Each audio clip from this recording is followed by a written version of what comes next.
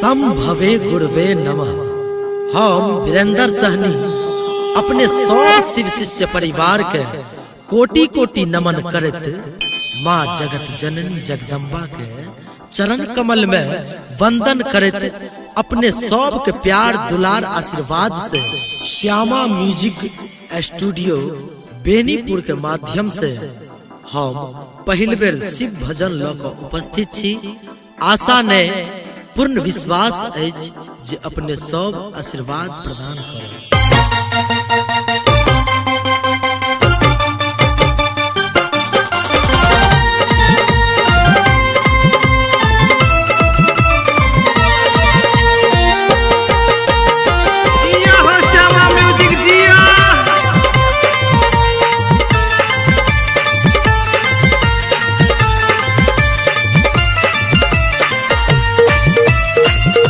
गुरुवर बनाला बनाला गुरुवर बनाला गुरुवर बनाला बनाला गुरुवर बनाला करिला तू शिव गुरु के भजनिया हो ए भैया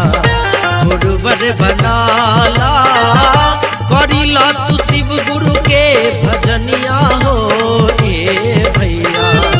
गुरुवर बनाला गुरुवर बनाला बनाला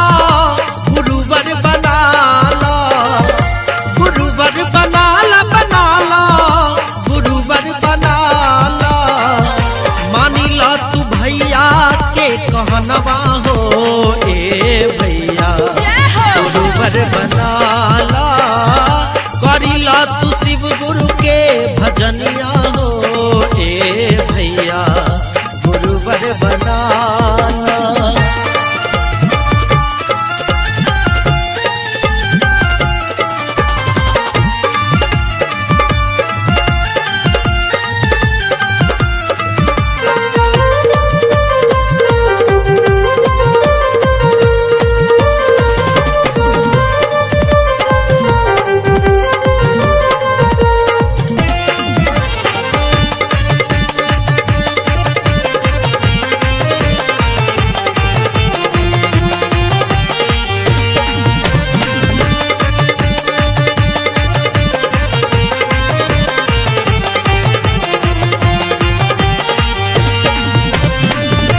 तीनों विधा के जब अपनैबा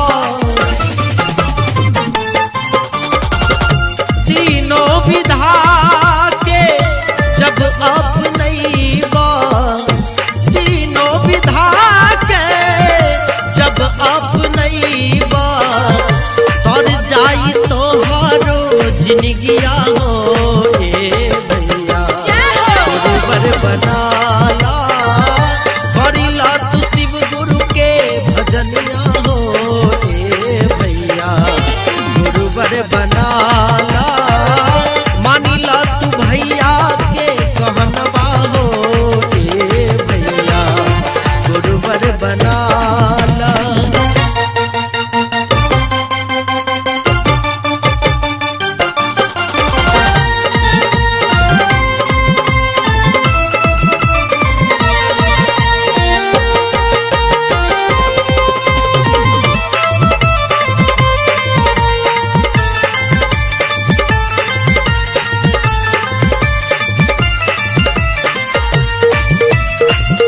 मानव जीवन के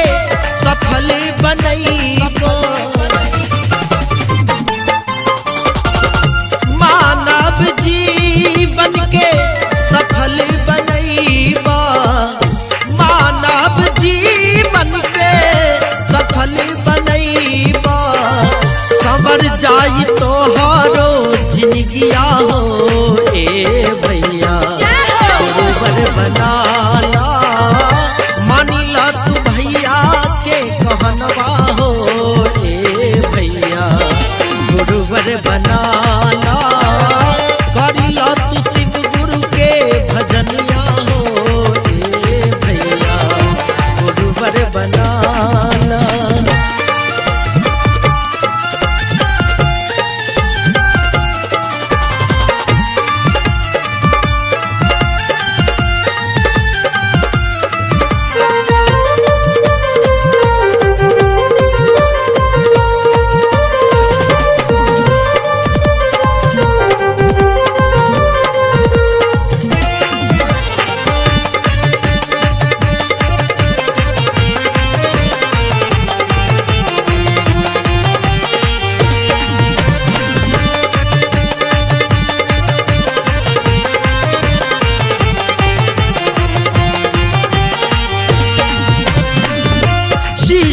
वीरेंद्र के कहना तू मानो, शिष्य वीरेंद्र के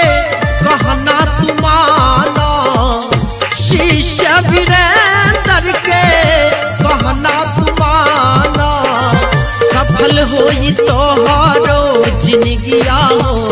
ए भैया, गुरुवर बनाला करिला तू शिव गुरु के भजनिया हो ए भैया, गुरुवर बनाला